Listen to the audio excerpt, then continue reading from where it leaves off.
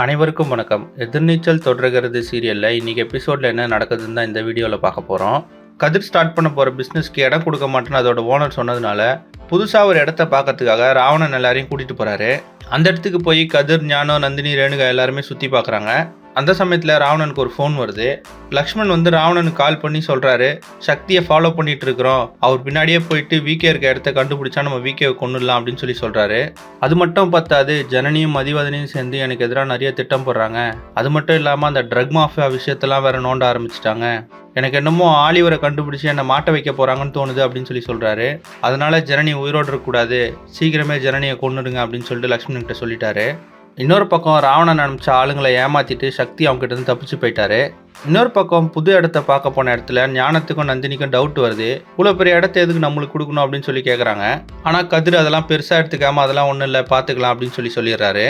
அதுக்கப்புறமா சக்தி விகே இருக்க இடத்துக்கு போயிட்டாரு. ஆனால் அங்கே போனால் விகேக்கு மயக்க மருந்து கொடுத்த அப்புறமா ஒரு கை கால்லாம் அசையுது. அவர் ராவணனை கொல்லணும்னு சொல்லி கத்திட்டு இருக்கிறாரு. இப்போ விகே எப்போ கண்ணு முழிக்க போகிறாரு? ராவணன் பற்றின எல்லா விஷயமும் சக்திக்கும் ஜனனிக்கும் எப்படி தெரிய வரப்போகுது? கதிர் ஸ்டார்ட் பண்ண போகிற பிஸ்னஸ் நல்லபடியாக ஸ்டார்ட் ஆகுமா, இல்லை ராவணன் எதனா பிரச்சனை கொடுப்பாரான்னு நீங்கள் என்ன நினைக்கிறீங்கன்னு கமெண்ட்ஸில் சொல்லுங்கள். இந்த மாதிரி எதிர்நீச்சல் தொடர்கிறது சீரியல் அப்டேட்ஸ்க்கு நம்ம சேனலை சப்ஸ்கிரைப் பண்ணுங்கள், ஃப்ரெண்ட்ஸ் அண்ட் ஃபேமிலிக்கு ஷேர் பண்ணுங்கள். நன்றி.